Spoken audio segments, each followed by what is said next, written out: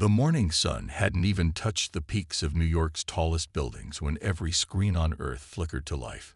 TVs, phones, computers, all of them showed the same image: a tall, scaled creature with 4 eyes and armor that seemed to shimmer like oil on water. Tom Baker, the UN Secretary General, was enjoying his morning coffee when his office TV turned on by itself. He nearly dropped his cup when he saw the alien face staring back at him.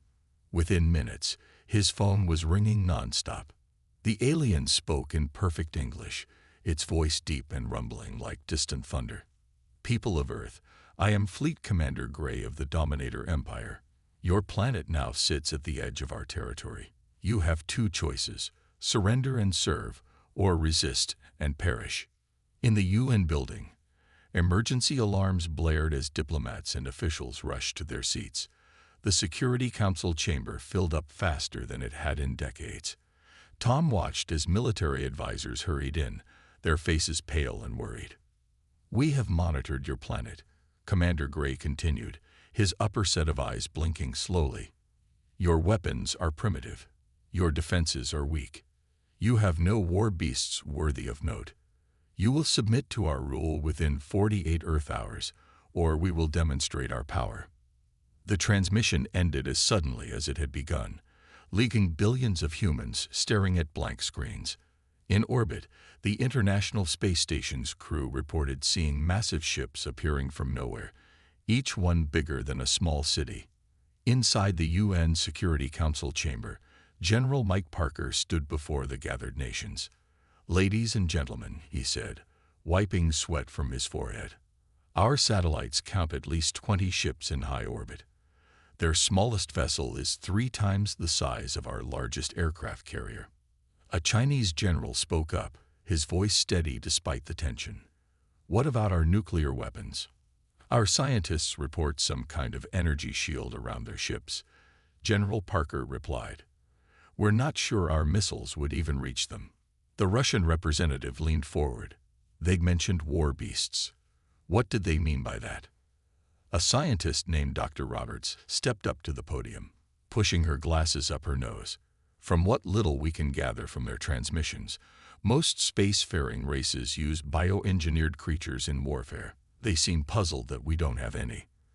Tom Baker stood up, his coffee long forgotten. "Do we have any advantages at all?" The room fell silent. Then, from the back, a small smile crossed the face of Colonel James Wilson, commander of the multinational K-9 Special Forces Unit.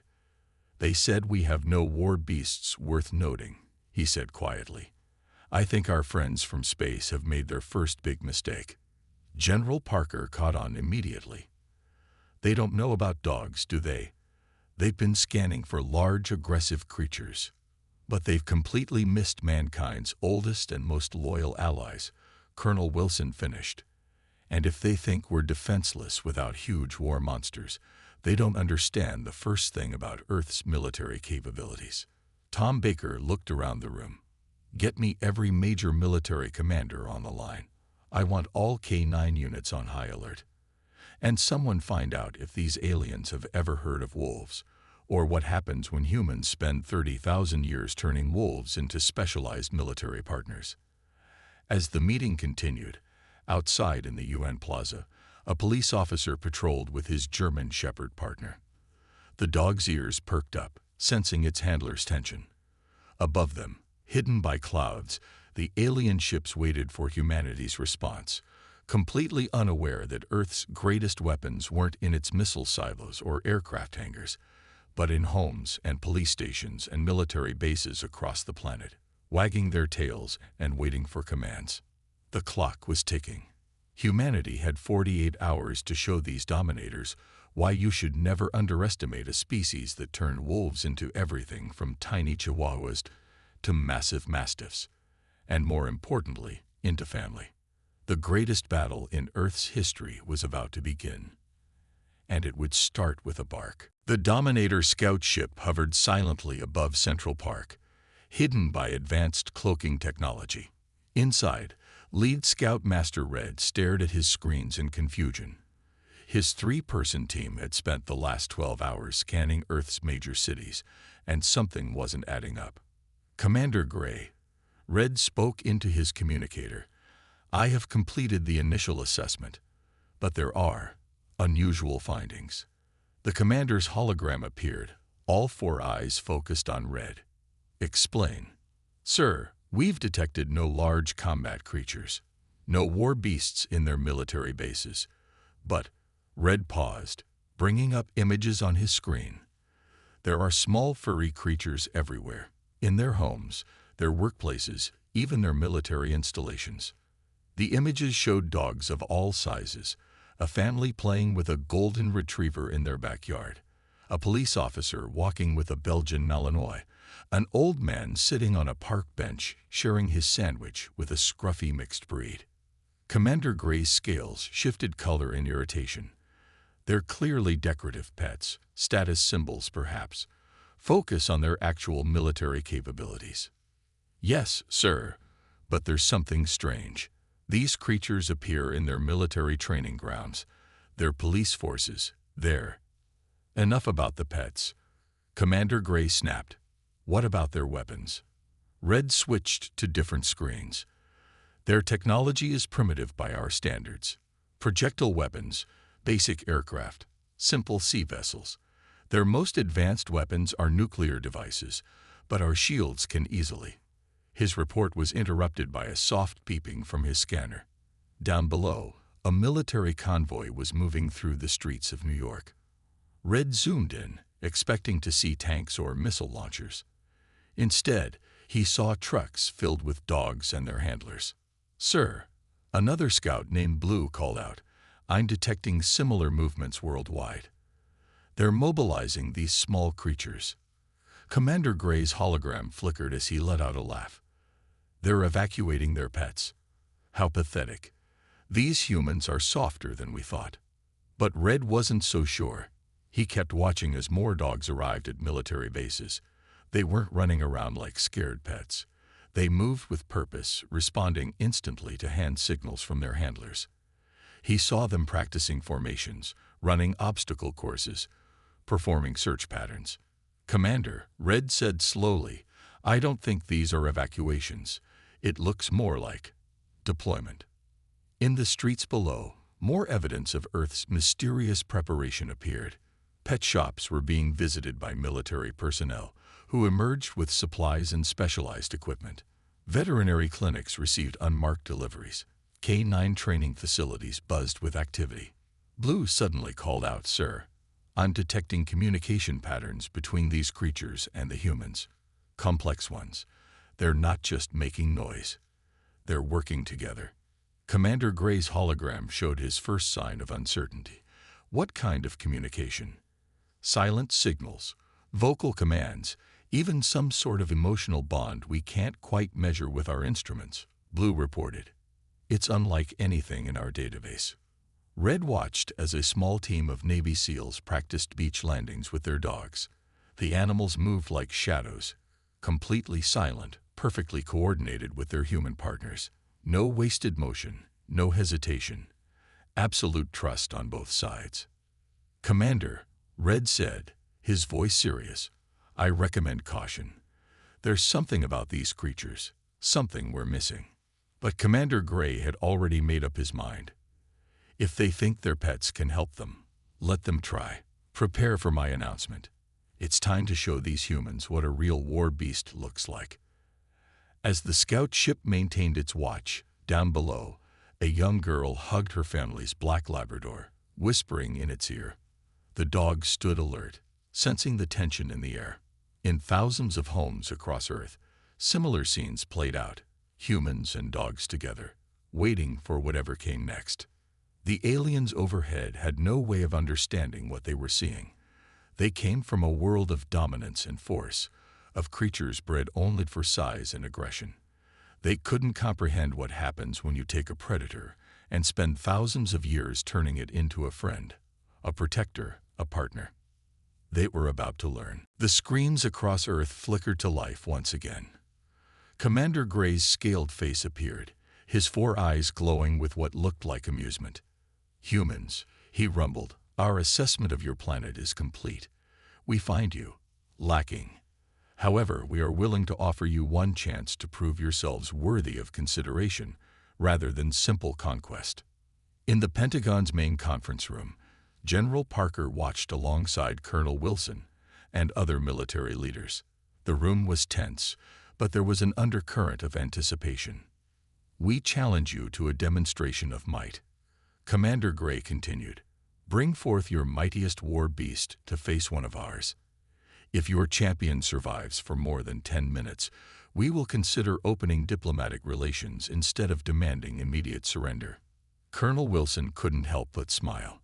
Next to his chair, his German shepherd, Max, sat perfectly still, ears forward, watching the screen intently as if he understood every word. "You have 6 hours to choose your champion," Commander Gray concluded. "The demonstration will take place in the open area you call Times Square. Do not attempt any tricks. Our sensors are watching." As the transmission ended, the room burst into activity. General Parker turned to the assembled leaders.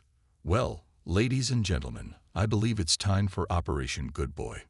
Across the globe, military and police K-9 units had been preparing for this moment. In Germany, a team of Belgian Malinois completed their final training runs. In Russia, Siberian Huskies stood ready with their special forces handlers. In Israel, a specialized unit of military dogs practiced their advanced combat maneuvers one last time. But in the end, the choice was clear. They would send Max. Colonel Wilson walked through the K-9 training facility, Max trotting beside him. At 8 years old, Max wasn't the youngest or biggest dog in service, but he was the most experienced. He had served in 3 war zones, completed countless missions, and saved his handler's life 7 times. More importantly, he represented everything that made Earth's dogs special.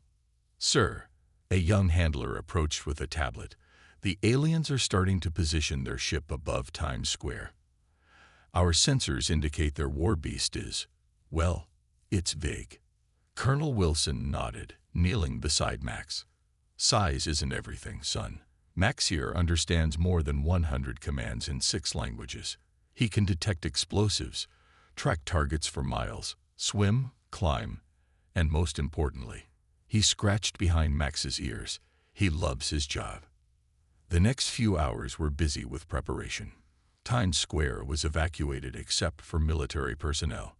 News crews set up at safe distances, their cameras ready to broadcast what might be humanity's most important moment to the world. At exactly the appointed time, a beam of light shot down from the Dominator ship. When it cleared, Commander Gray stood there in his shimmering armor. Behind him, a massive container hummed with energy. "Bring forth your champion," he demanded. Colonel Wilson stepped forward, Max walking calmly at his side. The dog's special combat vest was equipped with the latest protective gear, but it was deliberately kept light to maintain his agility. Commander Gray's upper eyes blinked in confusion. This is your mighty war beast. This is Max," Colonel Wilson said proudly. "United States Army K-9 Special Forces, veteran of 3 conflicts, expert in combat, search and rescue, and about a dozen other specialties." The alien commander made a sound that might have been a laugh. "You jest. Our war beast will devour this creature in seconds." With a wave of his hand, the container behind him opened. A massive creature stepped out, 12 feet tall, covered in armored scales, with claws like sword blades and teeth as long as human forearms. It roared, and the sound shattered several nearby windows. Max didn't flinch. He didn't bark. He didn't even seem impressed. He just looked up at Colonel Wilson, waiting for instructions. Commander Gray's amusement was clear. Last chance to forfeit and save your pet's life.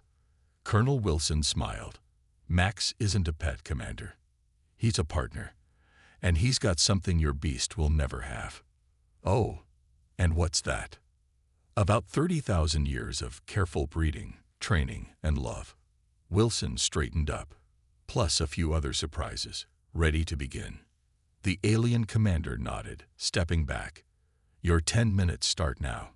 Try to keep the remains of your champion in one place." Colonel Wilson looked down at Max, who was still waiting patiently. "Ready, boy?" Max's ears perked forward. His muscles tensed slightly. His eyes locked onto the alien beast. The greatest underdog story in human history was about to begin. Times Square had never been so quiet. The massive alien beast's growls echoed off the empty buildings, while Max stood silently, waiting for commands. The contrast between them couldn't have been more striking. A mountain of alien muscle and armor against a seemingly ordinary German shepherd. Colonel Wilson's voice cut through the tension. "Max, position 1." Without hesitation, Max moved to a precise spot 30 feet from the alien creature. His movements were smooth, controlled, and completely confident. This caught the alien beast off guard.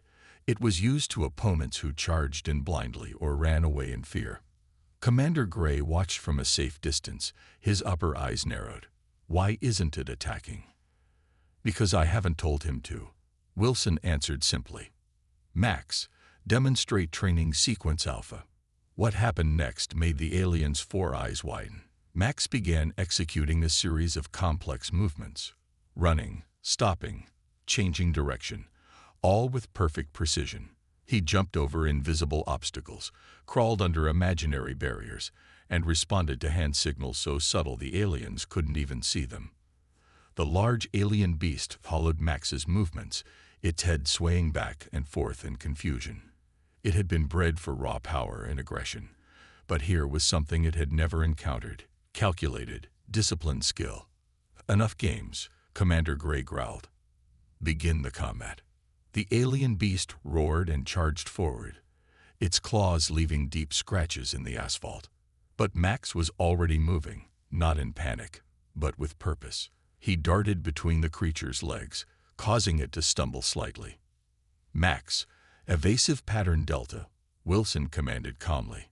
The German shepherd became like smoke, impossible to grab. Every time the alien beast lunged, Max was somewhere else. The huge creature's attacks grew wilder, more frustrated. It had never faced an opponent it couldn't simply overpower. 2 minutes have passed," announced Commander Gray. "Your dog merely runs. This proves nothing." Wilson smiled. "Max isn't running. He's analyzing. Max, show them what you found." Suddenly, Max's pattern changed. He began targeting specific points on the alien beast. Places where its armor was thinner, where its movement was restricted. He didn't attack randomly, but struck with surgical precision at tendons and joints. The alien beast roared in frustration, unable to land a hit on the much smaller opponent. Its movements became slower, more labored. Max had figured out its weaknesses and was systematically wearing it down. 5 minutes, Commander Gray announced, his voice less certain now. "But your beast has caused no real damage." "Max," Wilson called out, "protection demonstration." The dog immediately changed tactics. Now, instead of moving around the alien beast, he positioned himself between it and Colonel Wilson. Every time the creature tried to move toward the human, Max forced it to change direction through a series of quick movements and strategic barks. 7 minutes. "What is this?" Commander Gray demanded. "It protects instead of attacks." "That's the difference between our approaches, Commander," Wilson explained as Max continued his flawless defense. "Your beast only knows how to destroy. Max knows how to think, protect, and adapt." The alien beast was visibly tired now, its movements becoming clumsy. Max remained fresh, his training allowing him to conserve energy while maintaining perfect control of the situation. 9 minutes, Commander Gray said quietly. "Max," Wilson called out, "final demonstration. Find and rescue." To everyone's surprise, Max suddenly broke off from the confrontation and began searching the area. Within seconds, he ran to a pile of debris and began pawing at it, then looked back at Wilson and barked. "What trickery is this?" Commander Gray demanded. Wilson smiled. While your beast was focused on trying to smash everything in sight, Max detected someone trapped under that debris. Even in the middle of combat, He never stopped monitoring his environment for people who might need help. 10 minutes have elapsed, Commander Gray announced, his voice carrying a new tone. Respect.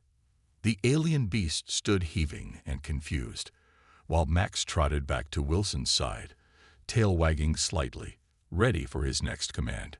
Commander Gray stared at the dog for a long moment. Perhaps we have much to learn about what makes a true war beast. Max sat down next to Wilson, maintaining perfect form even after the intense demonstration. He hadn't just survived the 10 minutes. He had completely changed the aliens' understanding of what strength really meant. Commander Gray paced in front of his officers aboard the main ship, his scales shifting colors with agitation. The demonstration in Times Square had not gone as expected, but he wasn't ready to admit defeat yet. The small beast showed some skill, he announced, but I want a real test, something beyond simple combat. Down on Earth, Colonel Wilson received the aliens' new message. They wanted to conduct 3 specific tests: detection, rescue, and pack coordination. They'd set up the challenges in Central Park, and this time they would bring 3 of their war beasts. They still don't get it, do they, boy? Wilson smiled at Max, who sat alert beside him. They think this is about winning fights. The morning sun cast long shadows across Central Park as both sides prepared. The aliens had set up a complex testing ground, filled with obstacles and hidden challenges.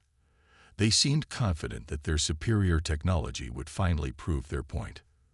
First test, Commander Gray announced to the gathered crowd of military observers and news crews. Detection.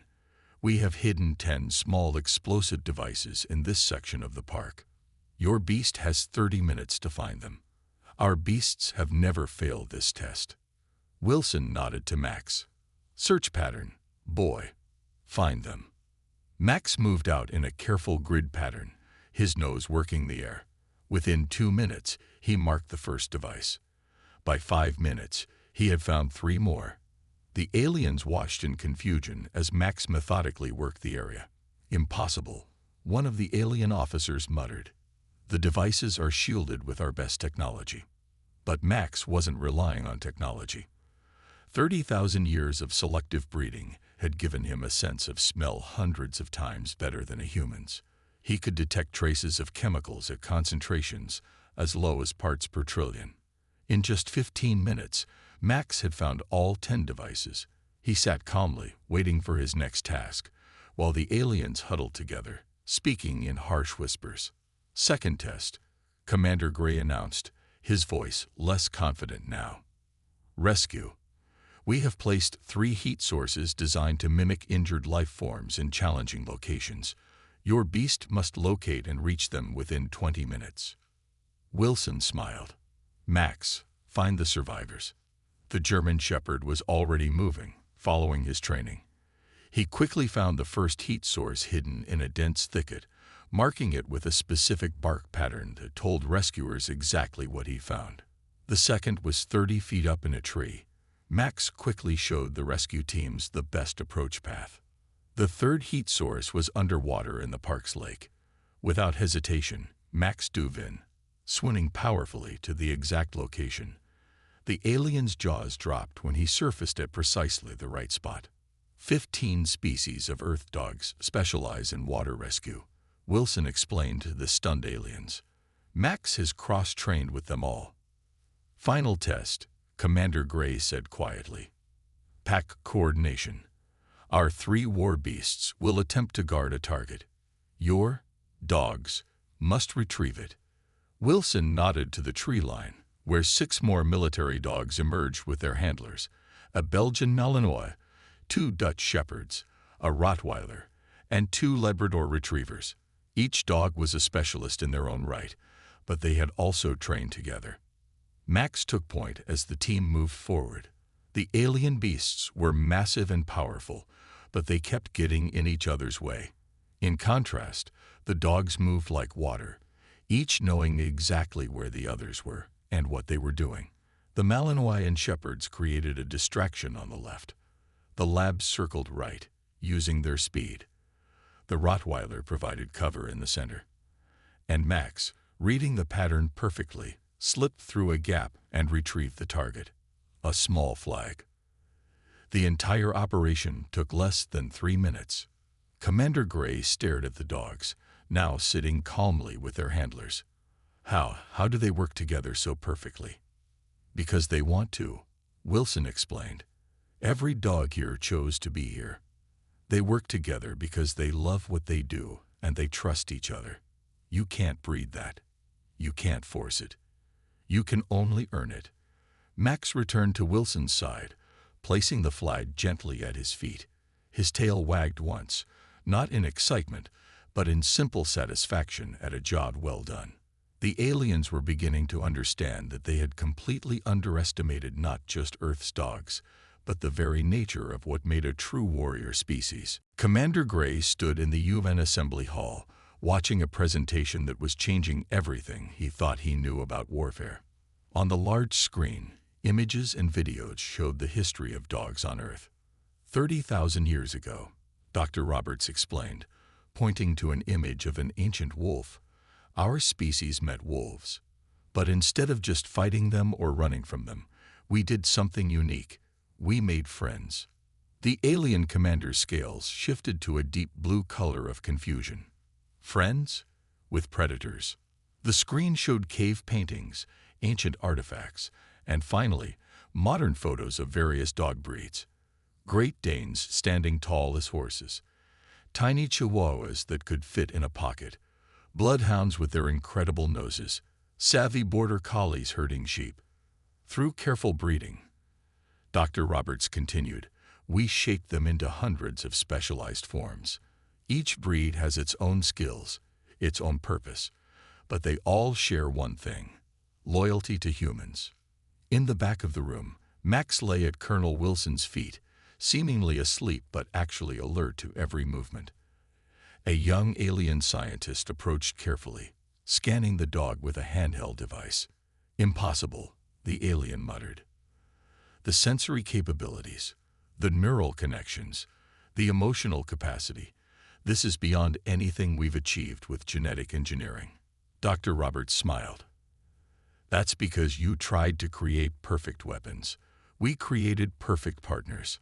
The screen now showed military and police dogs in action. Dogs jumping from helicopters with special forces teams. Dogs finding survivors in earthquake rubble. Dogs detecting drugs and explosives. Dogs guiding blind people through busy streets. Your war beasts only know how to fight, Wilson added, standing up. Our dogs can fight if they must, but they can also heal, help, and protect. Max here has caught terrorists, yes, but he's also helped children overcome fear, visited hospitals, and saved lost hikers. Commander Gray watched as Max stood up, stretched, and calmly accepted a gentle pat from the alien scientist who had been scanning him. Your beast, dog, shows no fear of us, even after combat. Because Max knows the difference between a threat and curiosity, Wilson explained. Dogs can read emotions not just in humans, but in any species. They understand intent. The presentation continued, showing brain scans of dogs and humans interacting. The aliens leaned forward, fascinated by the complex neural connections formed between the species. A dog's brain, Dr. Roberts explained, literally lights up with joy when they see their human partner. They understand our words, our gestures, even our facial expressions. Some dogs can even sense when a person is about to have a seizure or if they have cancer. Commander Gray's second-in-command spoke up, but surely they are limited by their size. Our beasts are much larger. Wilson laughed softly. Size. Let me show you something. The screen changed to show different dogs at work. A tiny beagle finding hidden drugs that even machines couldn't detect. A medium-sized spaniel locating landmines in old war zones. A Belgian Malinois taking down an armed criminal 3 times its size. We didn't need to make them bigger, Wilson said. We made them smarter, faster, and more capable. But most importantly, we gave them a choice. A choice? Commander Gray asked. Every working dog chooses their path. If they don't want to do the work, we don't force them. Those that do work with us do it because they love it, because they want to help. You can't engineer that kind of dedication. As if to demonstrate, Wilson dropped his pen. Before he could reach for it, Max had already picked it up and returned it to him, tail wagging gently. The alien commander watched this simple interaction with all four eyes wide. In all our conquests, in all our engineering, we never considered creating allies instead of weapons. Dr. Roberts nodded. That's why Earth is different. We learned long ago that the strongest warriors aren't the ones you create through force. They're the ones who choose to stand beside you. Max stood up and walked to the center of the room, looking at each alien in turn. There was no aggression in his posture, no fear, just calm confidence. He was everything humanity had achieved through partnership rather than dominance. The aliens were beginning to understand that they hadn't just discovered a new weapon. They'd discovered a whole new way of thinking about power. The morning sun shone brightly over the National Mall in Washington, D.C., where an historic event was about to take place. Thousands of people gathered to witness the signing of the Earth Dominator Peace Treaty. But this wasn't just any diplomatic ceremony. It was also the largest gathering of working dogs the world had ever seen. Commander Gray stood at the podium, his scales now a peaceful shade of green. Behind him, rows of military and police dogs sat with their handlers. Search and rescue dogs, therapy dogs, guide dogs, and service dogs filled the areas on both sides. It looked more like a family reunion than a military display. 3 days ago, the alien commander began. We came to Earth expecting to find weakness. Instead, we found something our empire had forgotten was possible: the power of partnership. In the front row, Colonel Wilson sat with Max beside him. The German shepherd watched everything with calm interest, occasionally glancing at Wilson for reassurance that all was well. Our civilization spent thousands of years trying to create the perfect war beast, Commander Gray continued. We made them bigger, stronger, more aggressive. But Earth's humans did something far more impressive. They made friends. The alien commander gestured to the assembled dogs. Look at what friendship accomplished. These beings choose to work with humans. They choose to protect them. They choose to help them. No force in the galaxy is stronger than a freely chosen alliance. As if to prove his point, a small commotion broke out near the back of the crowd. Before anyone could react, 3 dogs, a border collie, a golden retriever, and a Labrador, had already moved to help. They created a calm space around a child who had gotten separated from their parents, kept the crowd back, and guided the family back together. Commander Gray watched in amazement. No orders were given. No commands needed. They simply saw a need and filled it. The treaty itself was unusual. Instead of just signatures from human leaders, it included paw prints from representative dogs from every major working breed. The aliens had insisted on this after learning how integral dogs were to Earth's society.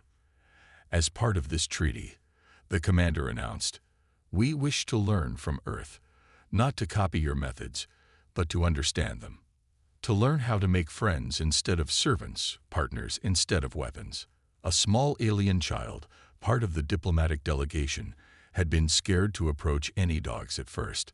Now she sat on the grass, gently petting a therapy dog while her parents watched in wonder. The dog had approached her on its own, sensing her fear and choosing to help. "We also bring a warning to any other species who might think Earth is weak," Commander Gray said firmly. "This planet has achieved something unique in the galaxy. They turned wolves into family without losing any of their strength. Every dog you see here could be a fierce warrior if needed, but they choose to be something far more powerful. They choose to be friends." Max stood up as Wilson approached the podium with the treaty. Other dogs around the mall did the same, not because they were ordered to, but out of respect for their human partners. The alien commander knelt down to Max's level, something that would have been unthinkable just days ago. "Your species has taught mine a valuable lesson. True strength isn't about domination. It's about cooperation. As the treaty was signed, a strange but wonderful thing happened. One of the alien war beasts, brought along as part of their security detail, had been watching the dogs all morning. Now it approached Max carefully, then lowered its massive head in what looked surprisingly like a play bow. Max, ever the diplomat, responded with a gentle tail wag. The gathered crowd watched in amazement as Earth's greatest warrior showed that he was also its greatest peacemaker. "The galaxy is changing," Commander Gray announced as he signed the final document. "And it's changing because a species we thought was weak showed us what real strength looks like. Earth isn't protected by its weapons or its walls. It's protected by bonds of friendship that have taken 30,000 years to build." As the ceremony ended, dogs and humans together had shown the galaxy a new way forward. Not through force, not through fear, but through the simple, unbeatable power of partnership and trust. The aliens had come looking for war beasts. They had found something far better. They had found family.